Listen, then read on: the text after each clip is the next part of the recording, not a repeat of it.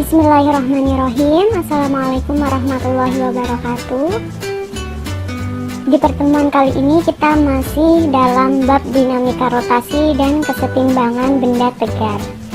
Silahkan ditonton videonya, dipahami. Ketika ada contoh soal, silahkan Anda mencoba untuk mengerjakan terlebih dahulu, baru lihat untuk pembahasannya. Nah, pada video kali ini juga ada kuis yang harus kalian kerjakan. Jadi pastikan untuk melihat sampai akhir. Oke? Kemarin kita sudah membahas mengenai benda tegar, gerak rotasi dan translasi, momen gaya dan momen inersia. Hari ini kita akan membahas mengenai momentum sudut dan hukum kekekalan momentum sudut. Momentum sudut. Kita harus tahu apa pengertian dari momentum. Momentum adalah besaran yang mengukur seberapa sulit untuk menghentikan benda. Jadi semisal benda ini sedang bergerak dari titik 1 ke titik 2.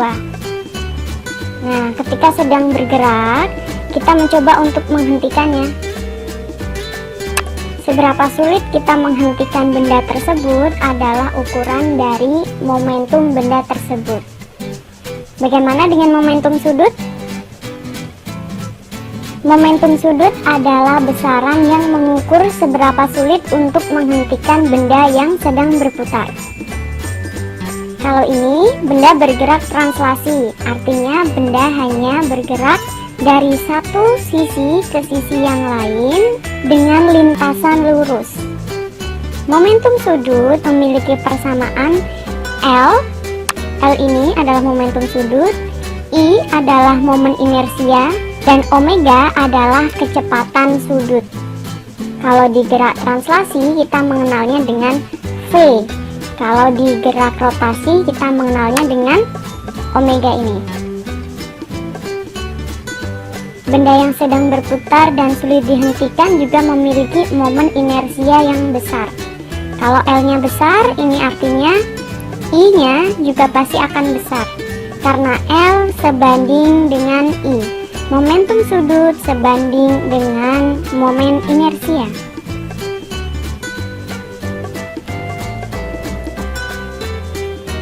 Di gerak translasi kita kenal dengan massa. Di gerak rotasi kita kenal dengan momen inersia. Di translasi kecepatan, di rotasi kecepatan sudut atau omega. Bagaimana menentukan arah momentum sudut? Kita menggunakan aturan tangan kanan. Lihat gambar. Benda A, benda B berputarnya sama. Bagaimana cara menentukan arah kecepatan sudut? Omega. Ini kecepatan sudut, arahnya kemana? Di gambar ini kita sudah tahu arahnya ke atas. Kita lihat jarinya menggunakan tangan kanan. Ibu jari menunjukkan arah momentum sudut dan harus menggunakan tangan kanan. Sedangkan jari-jari yang lain, lihat jari-jari yang lain ini, arahnya adalah mengikuti arah perputaran dari benda. Sudah paham ya? Lanjut. Contoh soal. Sebuah bola pejal adalah bola yang di dalamnya tidak ada udara. Artinya full dengan massa. Oke, dengan massa penyusun bola tersebut. Dengan diameter 100 cm dan massa 10 kg berotasi melalui pusat sumbunya. Pusat sumbunya di mana? Kalau bendanya bola, lingkaran, pusat sumbu pasti ada di tengah. Tentukan momentum sudutnya apabila benda tersebut memiliki kecepatan sudut sebesar 120 radian per sekon. Kecepatan sudut kita tahu ini adalah omega. Bagaimana penyelesaiannya? Diketahui D 100 cm, artinya R-nya 50 cm atau 0,5 meter. Masanya 10 kilo. Kemudian kecepatan sudut atau omeganya adalah 120 radian per sekon. Ditanyakan L atau momentum sudutnya. I bola pejal bisa dilihat di PowerPoint sebelumnya. Konstanta I untuk bola pejal adalah 2/5 mr kuadrat. Kita hitung 2/5 M dimasukkan massa 10 kg, 0,5 jari-jarinya sama dengan 4,25 kg meter kuadrat. Ini adalah momen inersianya. L rumusnya adalah I dikalikan dengan omega, maka momentum sudut atau L sama dengan 4,25 dikali 120. Omega sudah diketahui di sini. Sama dengan 510 kg meter kuadrat per sekon. Ini adalah jawaban berapa momentum sudutnya. Jadi yang pengen saya jelaskan di sini adalah hukum kekekalan momentum sudut. Nah, gini aja, kita kasih contoh kasus aja langsung ya. Katakanlah saya di sini nanti punya cakram. Ini cakram yang pertama, dia punya momen inersia sebesar I1. Kemudian cakram ini bergerak rotasi dengan kecepatan omega 1, gitu dia. Kecepatan sudutnya omega 1. Kemudian di sini ada cakram kedua, gitu ya. Cakram kedua ini punya momen inersia I2, kemudian dia bergerak rotasi juga dengan kecepatan sudut omega 2. Oke, ini kondisi sebelum digabung. Sebelum digabung begitulah kondisinya. Kemudian selanjutnya di sini yang saya lakukan, saya gabung kedua benda ini ya, sehingga mereka menjadi satu. Ini cakram yang kedua, kemudian ini cakram yang pertama. Nah, ketika saya gabung, mereka nanti akan bergerak dengan kecepatan sudut yang sama pastinya, ya. Nah, di sini nanti kecepatan sudut dari cakram 1 itu nilainya omega absen, kecepatan sudut dari cakram 2 itu pun omega aksen, gitu dia. Itu yang mau kita cari. Berapa nilai omega aksen itu? Oke, momen inersianya cakram 1 tetap I1, momen inersia cakram 2 tetap I2, gitu dia. Oke, ini setelah digabung. Nah, sekarang kalau kamu disuruh nyari nilai kecepatan sudut di akhir nanti, kecepatan sudut dari kedua cakram itu, caranya seperti ini. Kamu bisa gunakan rumusan hukum kekekalan momentum sudut, gitu aja. Jadi, kamu bisa tulis nanti momentum sebelum digabung atau momentum awal sama dengan momentum setelah digabung, momentum akhir. Jadi, inilah dia rumusan dari hukum kekekalan momentum sudut, gitu aja. Momentum sudut di awal berarti itu sama dengan, lihat nih, di awal ya ada dua cakram 1, cakram 2, dua-duanya bergerak. Oh, berarti kamu punya momentum sudut cakram 1 dan momentum sudut cakram 2. Oke, momentum sudut cakram 1 kamu pakai rumusnya yang I kali omega. Momentum sudut cakram 1 berarti I1 dikali omega 1. Momentum sudut cakram 2 kamu jumlahin ya, ini I2 dikali omega 2, gitu dia. Nah, di akhir kamu juga punya dua benda nih, cakram 1 dan cakram 2 bergerak bersamaan, nilai omeganya sama. Berarti bisa kamu tulis nanti di keadaan akhir, momentum akhirnya itu I1 ditambah I2 dikali dengan omega aksen, gitu dia kira-kira. Oke, nah tinggal kamu masukkan semua angkanya ke rumusan ini, kamu bisa dapat nanti nilai omega aksennya, gitu. Jadi hukum kekekalan momentum sudut berlaku untuk benda yang bergerak rotasi. Hukum kekekalan momentum linear berlaku untuk benda yang bergerak lurus atau linear. Ya. Mengapa meskipun kedua benda digabung tapi tetap memiliki momentum sudut yang sama? Kita cari tahu ya. Hukum kekekalan momentum sudut menyatakan jika resultan momen gaya berarti sigma tau. Ini artinya benda bergerak dengan gaya yang sama. Pada sebuah benda tegar yang bergerak rotasi bernilai 0, maka momentum sudut benda tegar yang bergerak rotasi selalu konstan. Momentum sudutnya selalu sama. Persamaan matematisnya adalah sigma tau sama dengan delta L per delta T. Perubahan dari L, momentum sudut, dibagi perubahan dari T, waktu. Sigma tau adalah 0, L I kali omega akhir dikurangi I kali omega awal per delta T. Delta T di sini bisa diabaikan sehingga persamaannya menjadi I momen inersia dikali kecepatan sudut akhir dikurangi momen inersia dikali kecepatan sudut awal.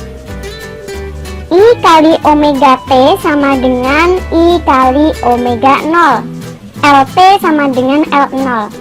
L akhir sama dengan L awal atau L awal sama dengan L akhir. Ini persamaan dari hukum kekekalan momentum sudut. Hukum kekekalan momentum sudut juga berlaku pada kasus penari balet atau penari ice skating. Seperti pada gambar, ketika penari ini tangannya direntangkan atau tangannya ditutup, ya, kedua posisinya berbeda tapi dengan gaya berotasi yang sama, maka momentum sudutnya akan sama. Pertama ini yang pertama dengan yang kedua, momentum sudutnya sama karena sigma tau sama dengan 0, gaya yang diberikan sama dengan 0. Yang berbeda adalah besar momen inersianya ataupun kecepatan sudutnya. Yang berbeda antara I atau omeganya.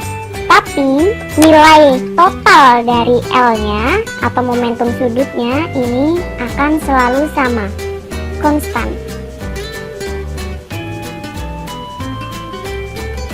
Kita masuk ke contoh soal untuk hukum kekekalan momentum sudut. Seorang penari balet memiliki momen inersia 4 kg meter kuadrat. Ini adalah I ketika berputar dengan kecepatan sudut 2 radian per sekon. Kecepatan sudut omega sama dengan 2 radian per sekon. Ketika kedua lengannya merapat ke tubuh, momen inersianya menjadi 2,5 kg meter kuadrat. Berapakah kecepatan sudut penari balet saat itu?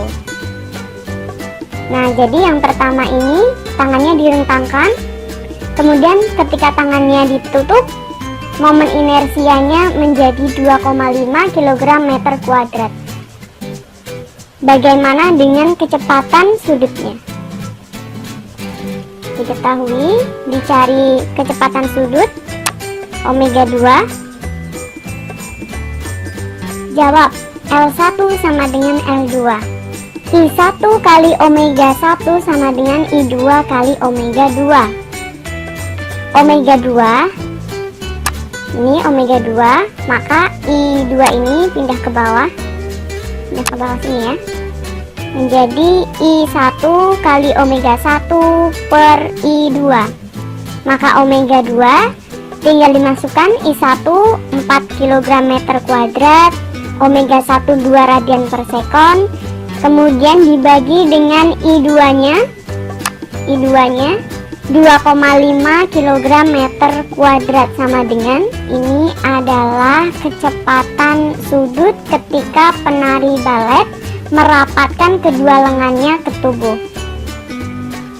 Nah, ingat ya yang tadi, nilai total dari momentum sudut awal dengan momentum sudut akhir ini sama, tetapi yang berbeda itu adalah antara momen inersia atau kecepatan sudutnya. Kecepatan sudutnya di sini berbeda ya, antara omega 1 dengan omega 2, I1 dengan I2 berbeda, tapi totalnya adalah konstan atau sama. Snack time, ini adalah kuis. Kita baca terlebih dahulu. Andi sedang mengamati sebuah partikel dengan massa 3 kg bergerak mengitari sumbu putar dari jarak 2 meter dengan kecepatan sudut 3 radian per sekon.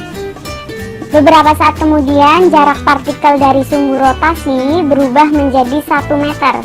Bantulah Andi untuk menentukan kecepatan sudutnya. Pada soal kali ini, kalian disuruh untuk menentukan kecepatan sudutnya atau omega. Sudah diketahui massa, diketahui jarak, diketahui kecepatan sudut. Ketika benda tersebut jaraknya berubah, berapakah kecepatan sudutnya? Ingat lagi, L momentum sudut sama dengan I dikali omega.